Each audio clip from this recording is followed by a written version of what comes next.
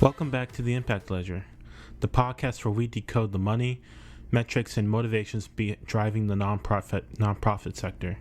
I'm your host, Carlton, the founder of Meeker Studio. Have you ever wondered what happens when Wall Street tries to optimize a neighborhood soup kitchen? If you were with us for episode 1, you know we took a hard, somewhat cynical look at the pay for success movement. We talked about how traditional social impact bonds, while looking absolutely brilliant on a Wall Street whiteboard in a high-rise office, often end up crushing the very local neighborhood-level nonprofits they rely on to do the actual work. We talked about how top-down, hyper-financialized contracts force dedicated social workers to chase rigid statistics. They end up staring at spreadsheets instead of looking their clients in the eye. It leads to mission creep, institutional burnout, and the systemic, heartbreaking exclusion of the most vulnerable people. Today, we are zooming in on the antidote to that toxicity. We're looking at what is arguably the most revolutionary, deeply human middle ground approach in social finance today. It's called the Community-Driven Outcomes Contract, or CDOC. But before we dive into the data, I want to do a little interactive thought experiment with you. If you are not driving right now, I want you to actually close your eyes for a second. Imagine you are an incredibly wealthy, world-famous architect. You decided to build a massive, state-of-the-art house for a family in need. You secure millions in funding. You draw up the exact blueprints in your studio. You hire the best contractors, and you build the house to the exact award-winning specification. But here's the catch. You never actually bothered to ask the family how they live. You didn't ask how many kids they have. You didn't ask if the grandmother who lives with them uses a wheelchair. So you put grand sweeping staircases everywhere instead of ramps. You didn't ask if they needed a kitchen big enough to cook for extended families on Sundays. Alright, open your eyes. The house is built. It looks absolutely stunning. In an architectural magazine, your investors are thrilled, but it completely fails the actual people who are forced to live inside it. The doorways are too narrow, the stairs are a hazard, and the kitchen is useless. If traditional outcomes-based financing is that well-intentioned but out-of-touch architect, a CDOC flips the entire process on its head. A CDOC hands the blank blueprint, the hammer, and the checkbook directly to the family from day one and says, "You tell us what you need built, and you tell us how you need it to function, and we will fund it." Traditionally, the massive glaring flaw with pays for success models that they suffer from a terminal case of epistemic paternalism. That's a fancy academic way of saying the savior complex. It's the assumption that distant government bureaucrats, elite academics, and wealthy investors, people sitting in boardrooms in Davos or Wall Street or Washington, D.C., get to dictate exactly what success looks like for a neighborhood in Detroit or Oakland or rural Appalachia that they have never set foot in. CDOCs reject that entirely. They maintain the core benefit of outcomes-based funding, which is paying for what actually works, rather than just paying for busy work. But they fundamentally and violently shift the power dynamics. In a CDOC, the community being served, whether that's representative by local neighborhood coalitions, grassroots advisory boards, or most importantly, the individuals with actual raw lived experience of the problem, has the primary leading voice. They define what the outcomes should be, how they are ethically measured, and how the contract is ultimately governed. Actually, let's do a live poll right now. If you're listening on Spotify, scroll down to the Q&A section on your app. If you're listening elsewhere, jump into the comics on our Substack. Here's my question for you. Have you ever worked on a grant or a government contract where the required metrics actively forced you to hurt or ignore the clients you were trying to help? Drop your horror stories in the comments right now. I'm going to read the wildest ones on next week's show because I know you're out there. How does the CDOC actually fix these horror stories? The document we are analyzing today breaks down how CDOCs mitigate the terrifying existential risks that usually come with outcomes-based financing through three key mechanisms. First, realistic mission-aligned metrics.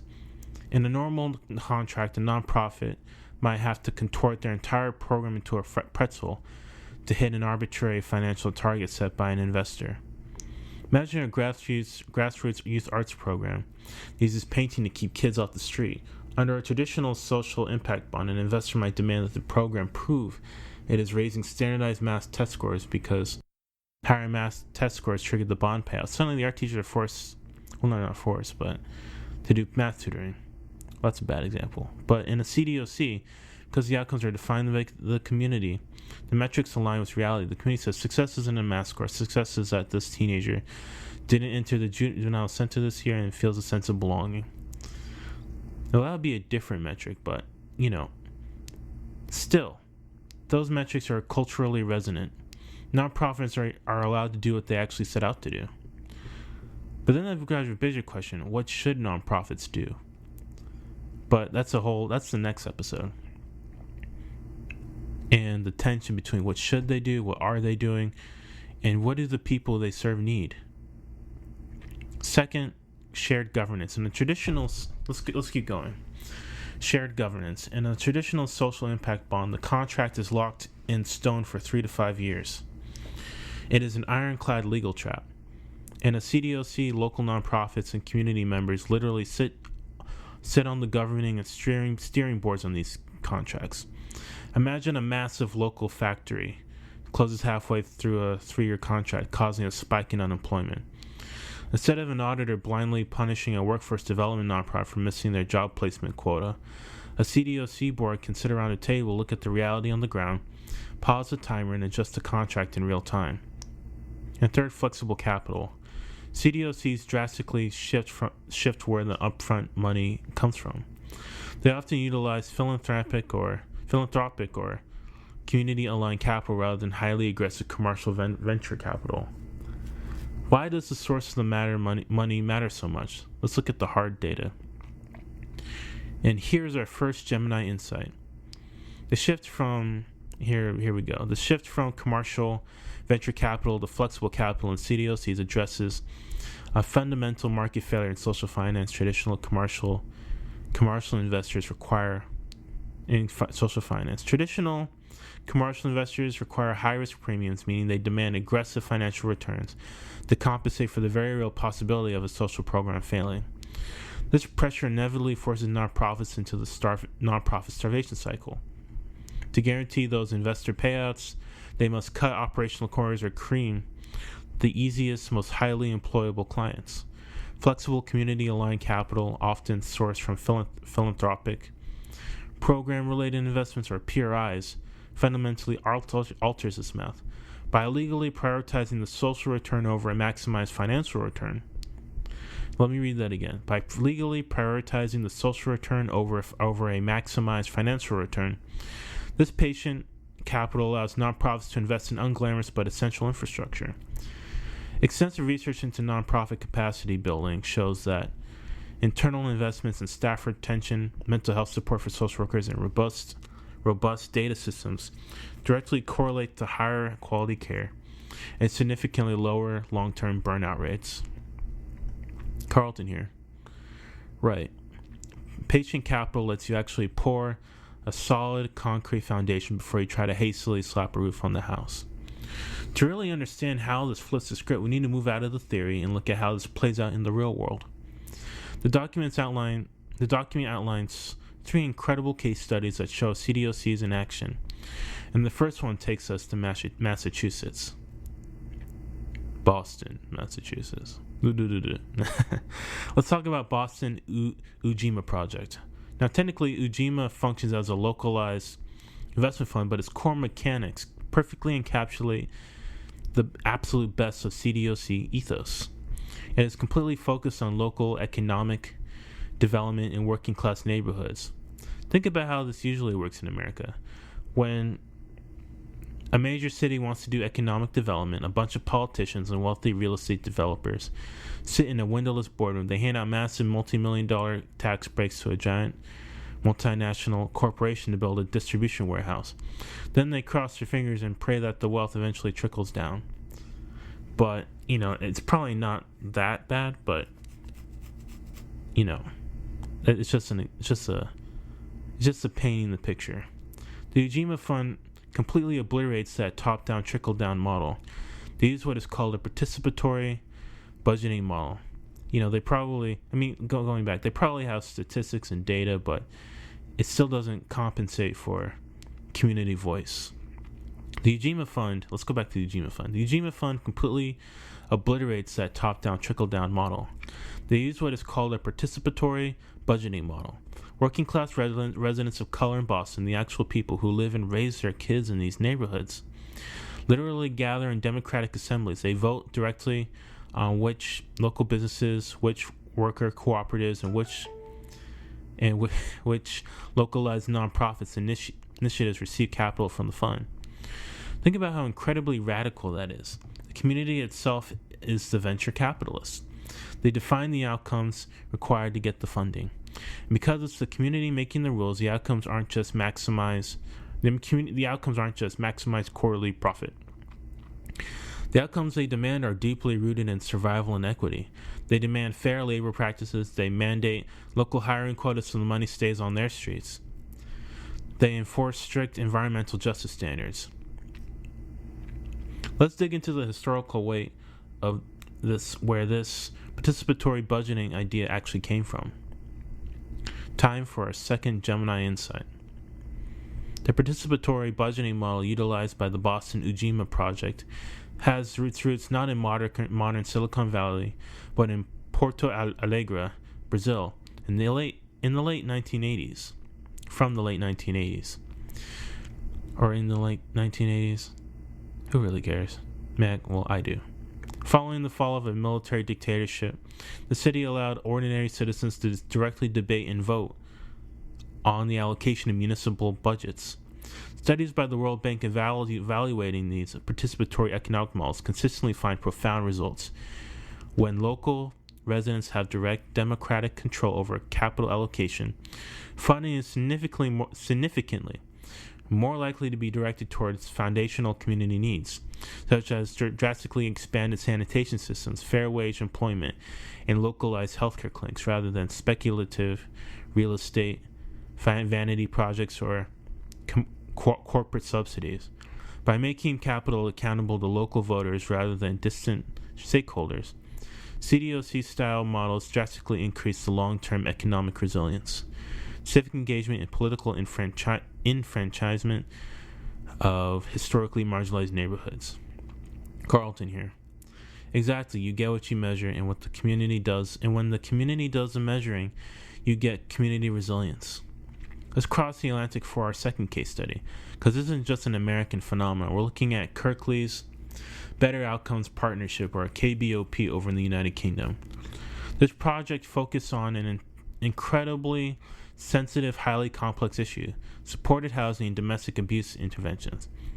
Originally, this was envisioned as your standard government outcomes contract, and in a traditional housing contract, the government usually measures success by an incredibly rigid cold metric: number of consecutive days a client remains in a specific housing unit. But think about the terrifying, chaotic psychological reality of domestic abuse. Imagine you've just fled a violently abusive partner.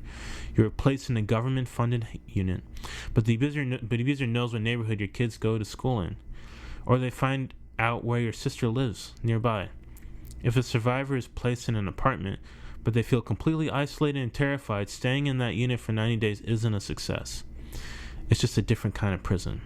And under the old rigid rules of outcomes financing, if the client moves out of the specific unit on day 89 to go live with their mother for safety, the nonprofit misses their metric.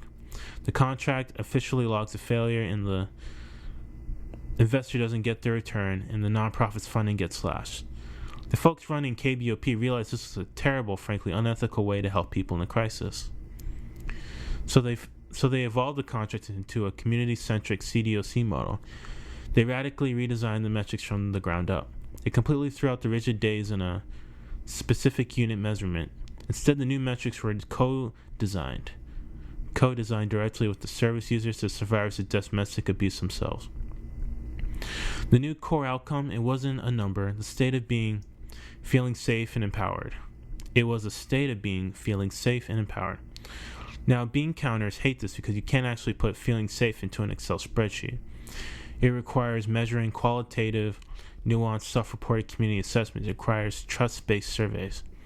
But look at why this works. By allowing the definition of success to be flexible and defined by the end user, the nonprofits were completely freed from their administrative straitjackets. If a client came to them and said, "I don't feel safe here. My ex knows where I am. I need to move," the nonprofit didn't have to panic about losing their funding. They helped them pack their bags and move to a safer location.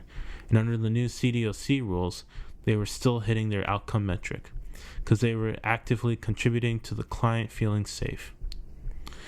Our final case study brings us back to the U.S., looking at initiatives tackling chronic homelessness through what are called Next Generation Lived Experience Advisory Boards, or LEABs. In the early days of Pay for Success, homelessness projects defined success exactly like those old UK housing models, strictly as bed days. Did we put a roof over our head? Check the box, pay the investor. But anyone who works in homeless services will tell you that a roof is only step one. If you take an individual who has lived on the street with their street family for 10 years, and you suddenly put them in an empty room with 4 white walls, no furniture, and no mental health support, they aren't housed. They're simply being warehoused, and inevitably the isolation becomes too much, and they end up right back on the street. The newer CDOC-inspired iterations of these contracts mandate the creation of a Lived Experience Advisory Board. This isn't a token committee. This LEAB is composed entirely of formerly unhoused individuals, and they are granted actual legal binding veto and design power over the contract's outcome metrics. When you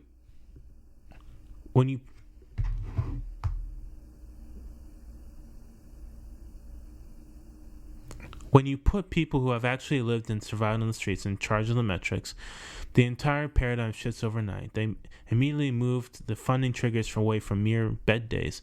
They introduced comprehensive holistic metrics. Are we achieving true community integration?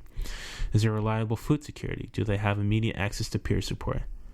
Now let's look at the psychology behind why bringing lived experience into the boardroom is so important for long-term success. Here is our final Gemini insight. The integration of lived experience advisory boards with actual veto power represents a monumental shift from consultative public policy to empowered public policy. Research into trauma-informed systems of care reveals a stark reality. Interventions designed without the direct input of those who have experienced the trauma often inadvertently trigger re-traumatization. For instance, top-down housing programs often place strict punitive curfews on supportive housing or mandate aggressive random drug testing. While this looks like accountability to an investor, it psychologically mimics the carceral environments of prisons and strict shelters that clients are desperately trying to escape. A LEAB would immediately veto a 7 p.m. curfew as counterproductive to adult autonomy. By allowing LEABs to define the metrics of success, CDOCs ensure that the programmatic design is inherently empathetic. This approach drastically reduces client attrition and dropout rates, proving that qualitative human-centric metrics are often far superior predictors of long-term financial savings for the government than rigid quantitative outputs. Carlton here. That right there is the crux of this entire episode. Empathetic design isn't just morally right, it's economically superior. When you treat people like complex adult human beings instead of liabilities on a balance sheet, your programs actually work. Which brings us to Carlton's Corner and my 2 cents for the day.